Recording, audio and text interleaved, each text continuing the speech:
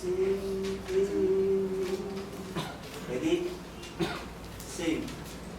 Let the beauty of Jesus be seen in me. All His wonderful passion and purity. May His Spirit divine all my being refine. Let the beauty of Jesus be seen in me. When your burden is heavy and hard to bear, when your neighbors refuse all your load to share, when you're feeling so blue, don't know just what to do, let the beauty of Jesus be seen in you. When somebody has been so unkind to you, some words spoken that pierces you through and through, think how He must be kind, spot the fallen rewind.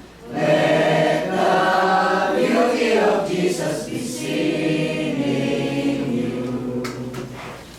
From the dawn of the morning to close of day, in example, in deeds and in all you say, lay your gifts at His feet, ever strive to keep sweet.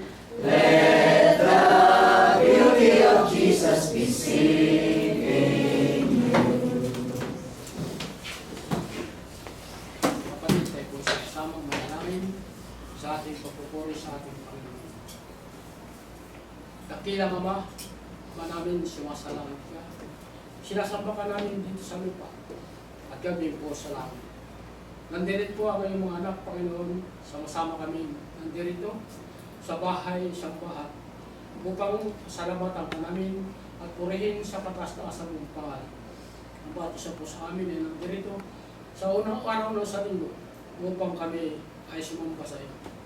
Nandirit po ang bawat isa sa aming Panginoon. Dumadalangin kami sa iyong harapan at kami nagpupurit, papasalamat sa pamamagitan na aming pag-awitan walang panugtog, pagkat ito ikapuri-puri sa iyong Panginoon. Ay po nandirito, Panginoon, at muli sumasamba sa iyo. At ang bawat isa sa amin ay nandirito, dinala mo kami sa bawat isa sa amin dito sa amin yung aming sambahan upang kami magpasalamat sa lahat ng mga pagpapalang aming tinanggap sa iyo sa buong isang linggo at sa araw-araw na ginawa mo sa amin.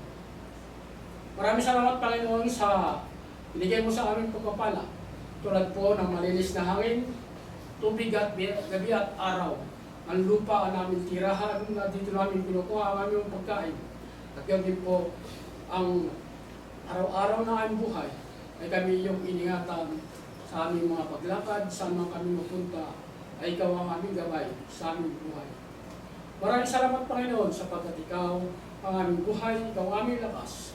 Binigyan mo kami ng pagpapala sa araw-araw na ginagawa mo sa amin upang kami sa unang araw na sa linggo ay patuloy na dumalangin sa iyo at magpasalamat na walang hanggang magpasalamat.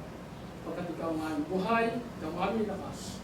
Ang bawat isa ko sa aming Panginoon ay may mga karamdaman sa aming sa aming lupang katawan, sa luwat-labas na aming katawan. Kahit po hindi sa iyo ng mga kagamutan at kagalingan ng aming lupang katawan, sapagkat ito ay pambal na aming buhay. Kahit po nagkasala sa iyo at di nakarating sa kalahatian ng Panginoon. Pagkat kami nandirito upang kami sumampalataya at sambahin ka namin sa Espiritu at katotohanan. Ang bawat isa sa amin, Panginoon, ay nagpupuri sa iyo at nagpapasalamat. Bigyan mo kami ng kapatawaran sa isip, sa salita at gawa. Pagka kami hindi nakarating sa iyo, kalahatian. Kahit pinandirito, Ama, na muli mag-aaral ng iyong mga salita at gatin po'y mapati mo sa aming mga puso at isipan. Mawala ang mga karamdaman, galing po ang mga sama ng aming loob sa aming lupang katawan. Patawad namin ang mga nagkasala sa amin, tulad po ng tawad mo sa amin, Panginoon. Pagkat ikaw ang aming buhay, ikaw ang aming lapas. Ikaw po ang aming dinadalaman sa pangalan ng Ama, ng Anak at ng Espiritu Santo. At kay Kristo Jesus na ito pagkas, nga't kailanman. Amen.